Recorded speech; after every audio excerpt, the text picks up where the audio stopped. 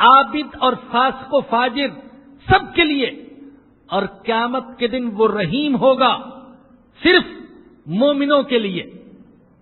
الرحمن الرحیم۔ اور امام ابن کثیر رحمۃ اللہ علیہ نے حضرت عبداللہ بن مبارک رحمۃ اللہ علیہ کا قول نقل کیا، انہوں نے اپنے انداز میں فرق کیا، فرماتے ہیں فرق یہ ہے الرحمن اذا سئل اعطى والرحیم اذا لم يسأل یغضب۔ رحمان وہ ہوتا ہے جس سے جب سوال کیا جائے تو دیتا ہے، اور رحیم وہ ہوتا ہے جس سے سوال نہ کیا جائے تو ناراض ہو جاتا ہے۔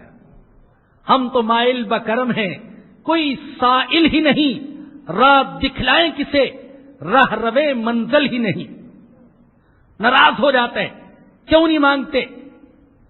اس عالم کی تخلیق اس کی رحمت ہے، یہ ہوا کی حرکت اس کی رحمت، یہ سورج کی روشنی اس کی رحمت، چاند کی چاندنی اس کی رحمت، یہ شب اور روز کا نظام اس کی رحمت، یہ بارش کا برسنا اس کی رحمت، یہ نباتات کی روئیدگی اس کی رحمت، یہ رزق حلال اس کی رحمت، یہ کالے رنگ کے جانور کے پیٹ میں سے گوبر اور خون کے درمیان میں سے صاف شفاف سفید غذا بخش طاقتور دودھ نکالنا، یہ اس کی رحمت، وحی کا نزول اس کی رحمت، انبیاء کا سلسلہ اس کی رحمت، اور محمد الرسول اللہ صلی اللہ علیہ وسلم کی آمد اس کی رحمت،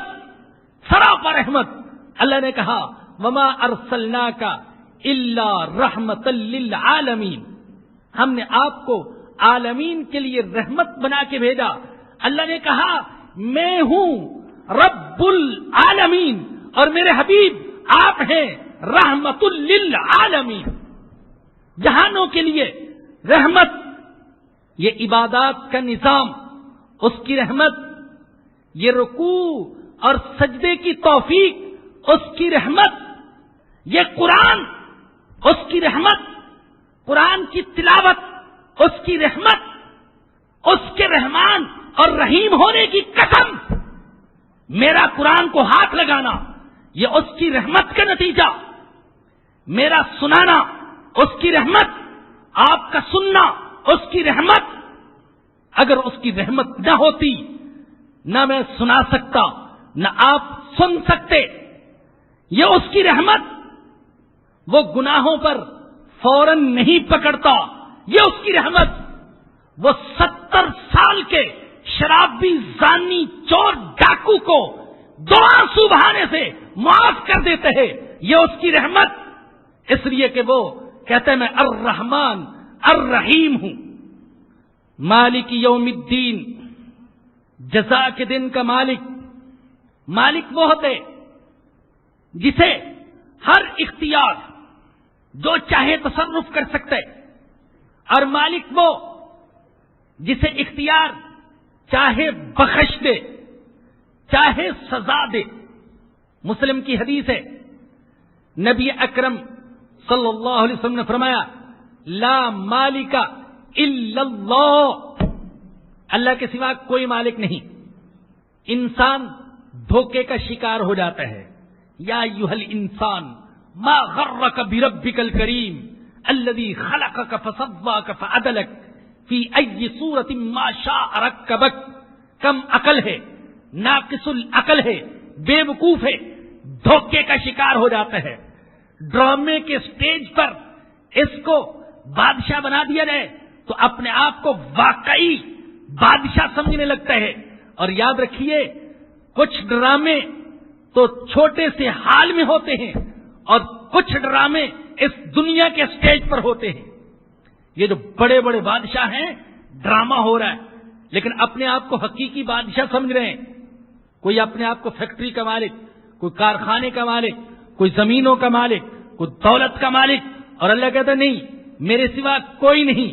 ایک وقت آئے گا جب کچھ نہیں رہے گا تو پھر اللہ پوچھے گا لمن الملک اليوم، آج بادشاہی کس کی ہے، آج ملکیت کس کی ہے؟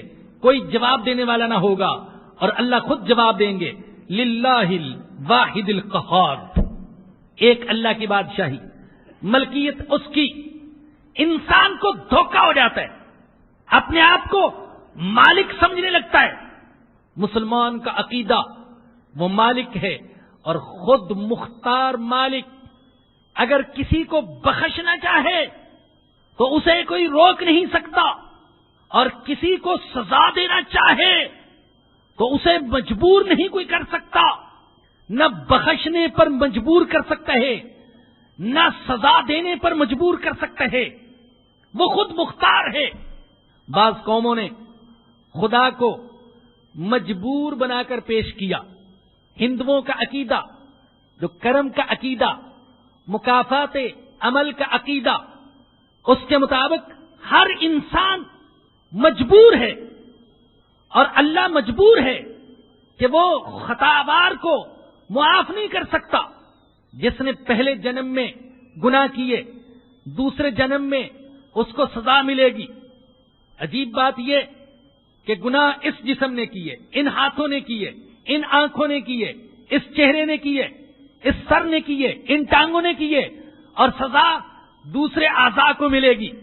بتلائیے یہ عدل کی بات ہے یا قرآن کی بات عدل کی بات؟ قرآن کہتے انہی ہاتھوں کو سزا ملے گی،